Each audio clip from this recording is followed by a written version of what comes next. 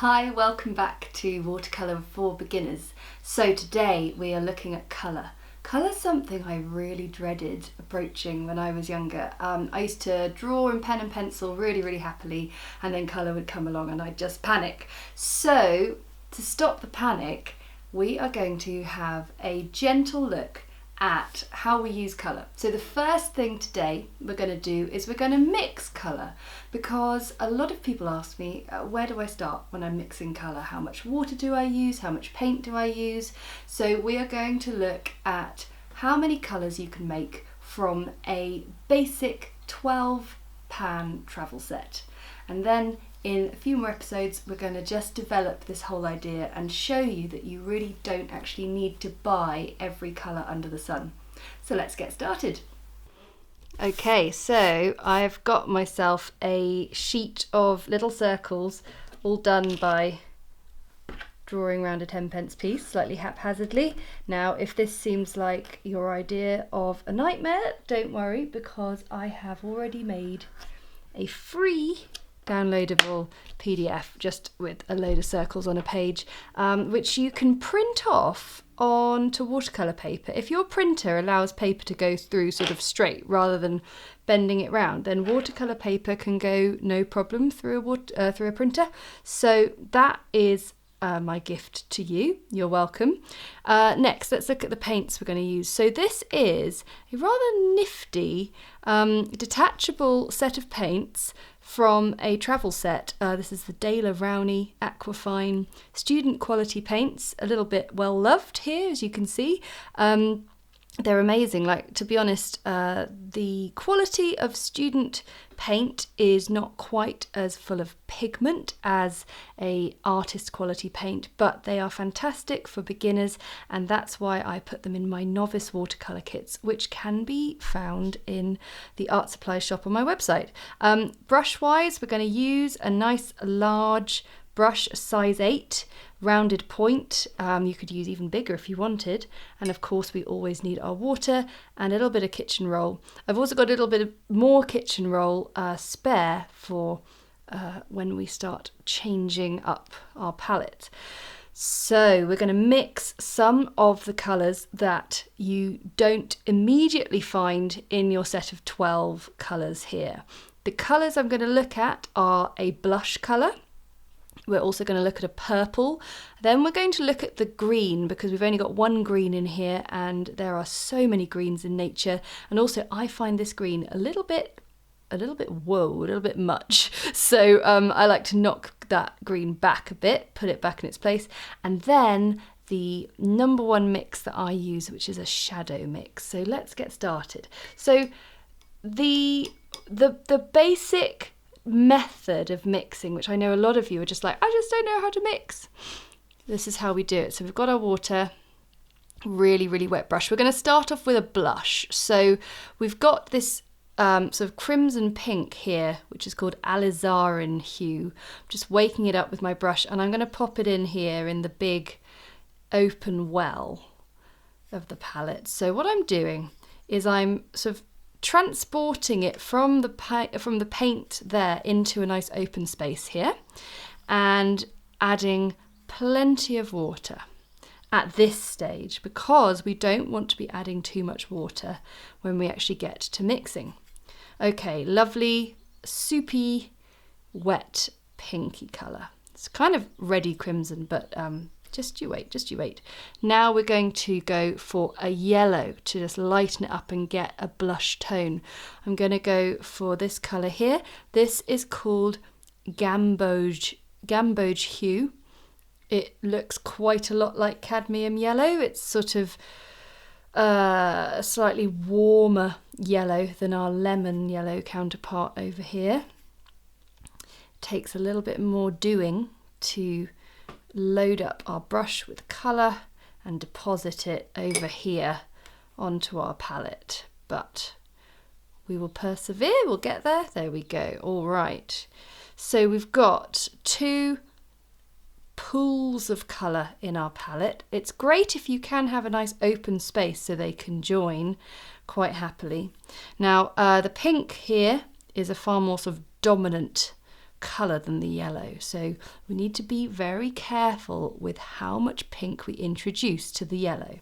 So what I'm going to do now I've added tons of water here, the aim is that I'm not going to put my brush into that water anymore now. Okay, so I'm going to start this by going cautiously, bringing that colour just to kiss the pink. There we go. And we're just going to not disturb the pink too much. And let's see what we've got. So we're going to start up here and we're going to fill in this circle with a lovely wet. It looks fairly yellow, doesn't it? It's like the pink has barely made much of an impact. Okay, no problem. Let's bring a little bit more pink in to our mix in the middle. So here in the middle is where it all happens. What have we got here? Aha, oh, that's looking a bit more interesting. Peachy, but still quite a lot of yellow going on. We need a bit more pink. And this is how I do my mixes. I do it by trial and error. I experiment. I really don't see there being much joy in just having the answer immediately with watercolour. It's all about discovery, really. And I mean, if you go out and buy every tube of colour or pan of colour known to man, I mean, firstly, you'll just spend ages trying to find the right colour in your massive library of paints. But also you just won't get the sort of sense of satisfaction that you mixed those colours together. Okay, let's get more pink in here. Now we're talking, we're getting a lovely blush tone going on. And now let's mix all the pink in. And we're really getting the sort of the sense of the orange, the warmth coming through in this blush, aren't we? And finish that off there. So you can see from mixing the yellow and the crimson pink that we get ourselves a range of quite sort of, or what's the word, sort of orangey kind of blush colours, but that's rather lovely. Okay, so I'm going to clean my brush off and I'm going to make a little note. I'm going to say, what was this, gamboge. I'm looking forward to the comments when I see if my pronunciation was right. Gamboge hue and alizarin. Let's see. So also you can see no colourer in. I'm not very good at colouring in the lines, but hey, what's the problem? Right, so we squeegee off that colour with a bit of kitchen roll. And we're now going to look at a purple because we don't have a purple in here. So our water's still fine, the pinky tones, that's not a problem. So we're going to go for that crimson colour again. Lovely and pink in the palette. I mean, it's a sort of deep crimson, isn't it? But it is fantastic. Now, you remember in episode 2 where I showed you how just by adding water you could make colours lighter and lighter, and that's another way of how you would create a range of colour. Well, today we are not going to be doing that. We want our sort of consistency of water to be, well, consistent throughout. So as you notice, I didn't add any more water to that mix in the last session, just here, and we're going to continue on that thread now. So I'm going to pick up some cobalt blue here, wake that up in the palette and plonk him in there. Now these colours are fairly similar in terms of dominance. I'm going to start with a bluier tone and introduce more and more crimson and see what happens. I'm saying crimson, I hope you know I mean that, the alizarin, the pink, the what you will. Okay, let's go then. So bringing it up, oh, just introducing that in. Okay, let's see. Really blue, but just got a hint of pink.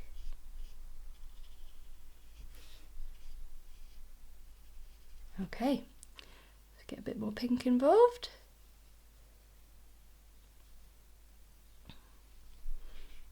Oh wow, lovely and plummy, but still a nice fresh purple. We haven't sort of got into the realms of mulberry yet, have we? Okay, more pink, down it comes into the mix. Yeah, just a gradually more on the red spectrum, isn't it? Just a little bit. Okay, more.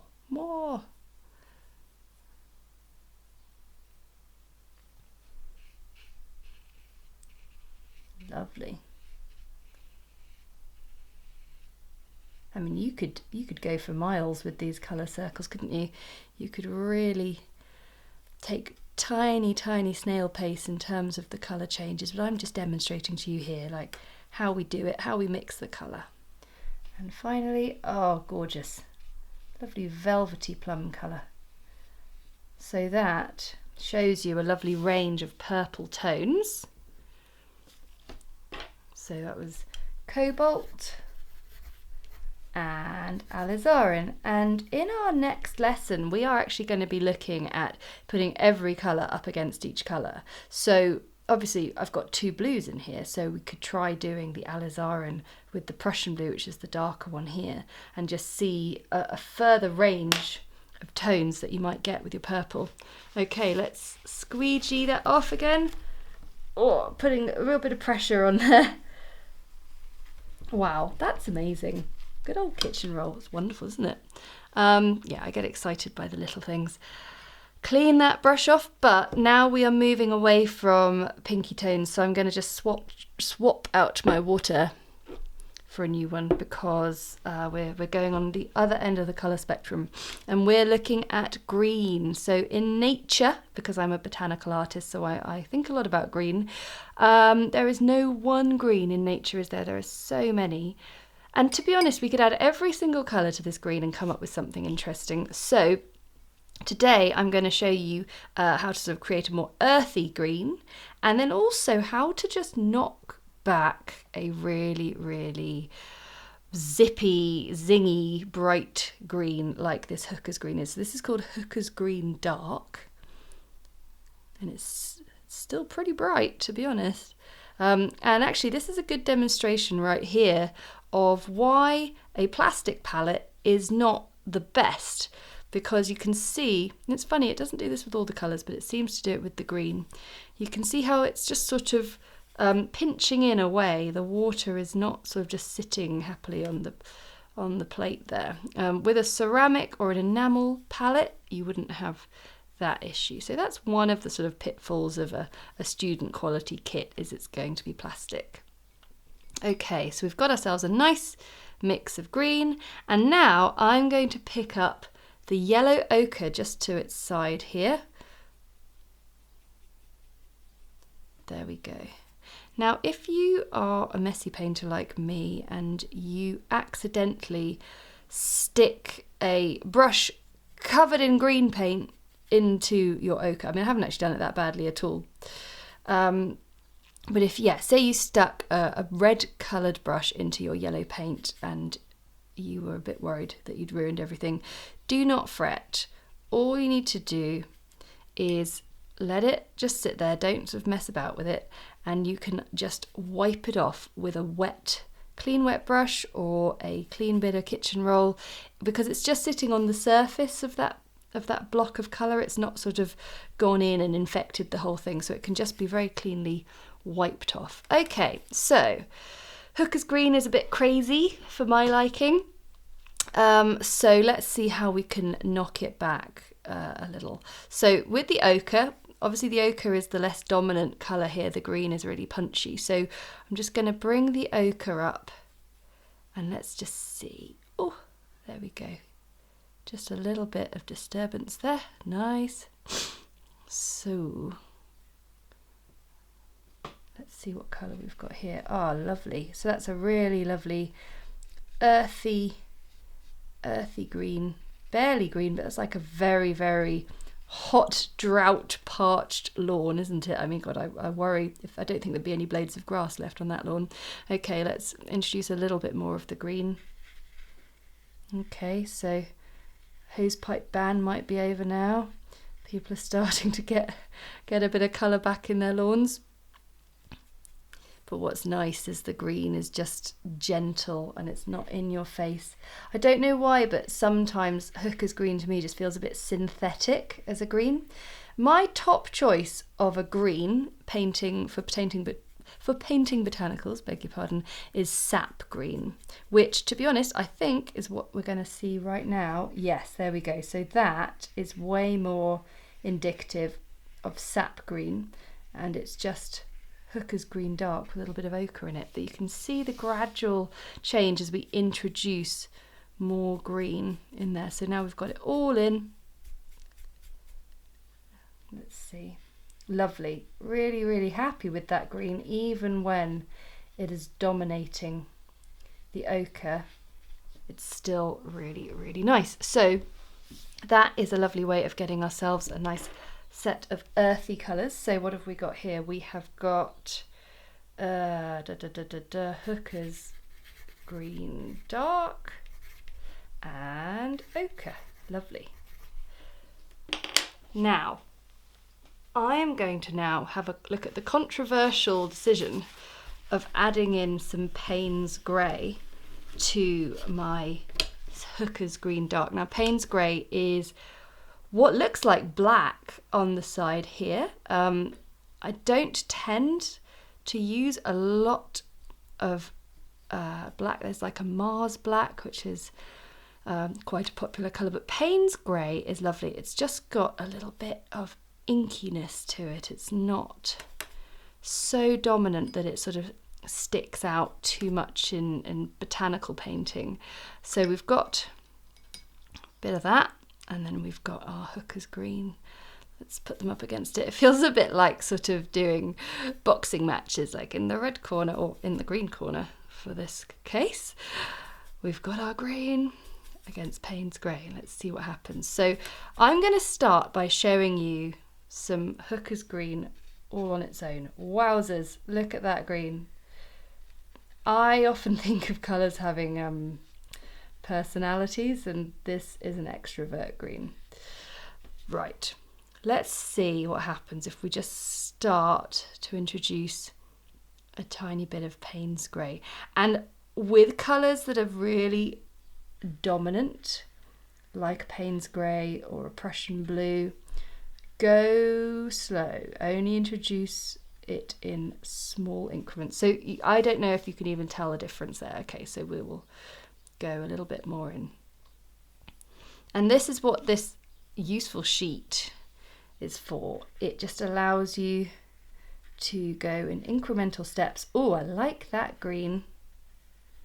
And it's just taken the zinginess out of it. It hasn't actually sort of come down on it and gone, oh, I'm just going to make you grey now, green. It's just going, I'm just knocking you down a peg or two. Okay, let's get some more of the Paynes Grey in the mix.